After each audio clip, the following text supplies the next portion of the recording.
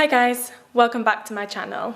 So I initially started my channel 2 years ago based around mental health. But recently, during this pandemic, I have noticed there's an increase of you guys messaging me, asking for advice or thanking me for the videos, or even just wanting to have a simple chat about our feelings. So this is why I feel that making this video is so incredibly important. If it can just help one person, then I'll be happy. So first, I want to address my own feelings in hope that it offers some kind of empathy to you guys. And then later on in this video, I'll get on to how you can handle your mental health during this time. So as some of you might know, I have suffered through depression and anxiety, and I had help with that through medication and therapy. So from that, I thought I learned how to cope with my mental health if I ever did fall into that black hole again. But during this pandemic, I felt so invested and consumed by the media and the headlines and just everyone talking about it. And at this time, on the 16th of March 2020, I feel like my own government over in the UK is doing the minimal to help the public. Whenever I read or listen to the news, I feel that my face becomes numb and my hands become shaky. And I begin to feel so much anger towards how it has been handled over there. Which is when I realised that I'm not actually okay and I am being sucked into that black hole again. But I need to remind myself that by reading and listening to the news constantly, I'm not helping anyone. I'm definitely not helping myself. But yeah, that's how I personally feel. But I want to share with you guys how I managed to kind of pull myself out from it, and hopefully it will help you guys too. So what initially helped me take that first step of pulling myself up, I read something on Instagram, and that was just simply saying not to read every single headline. So the next day I tried to stay off my phone, I stopped listening to the news, and honestly, it really did help.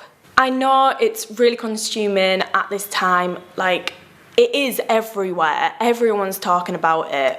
And it is really easy to just get your phone, pick it up and search. But honestly, just taking yourself away from it just for even a few hours, it really does help.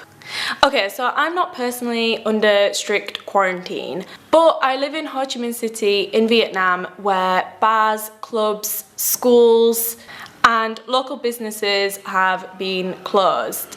And also the general public has been advised not to leave the house unless it's completely urgent. Some companies are allowing their staff to work from home as well.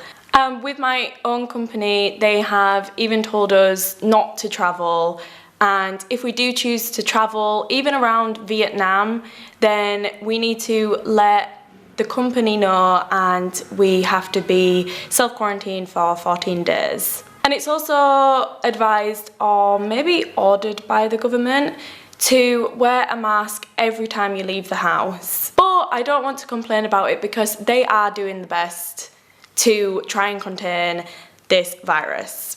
So whilst at home, I have learned not to have the TV on constantly. I know it's like a really easy escape, but honestly, it can drive you crazy in the long run. Maybe I know this because my son has had the TV on for the whole day and he gets a little bit weird when it comes to bedtime.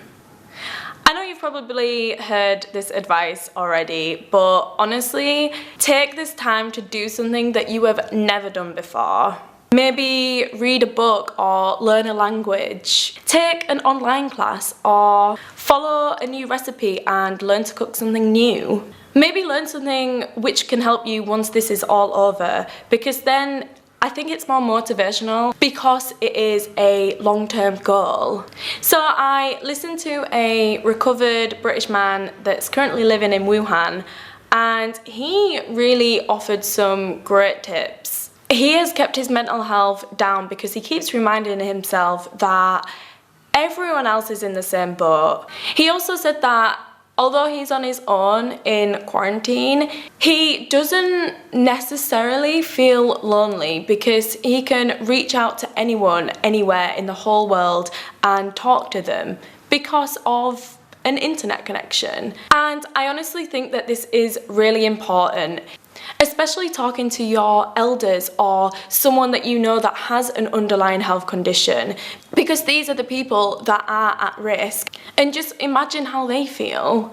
And even if you've not spoken to them for a really long time, I bet they will appreciate that phone call. So if there is anything that you have done to help your mental health during this time, then leave a comment down below so we can all help each other out. Times are tough, but we will get through this together. Thanks for listening, and goodbye.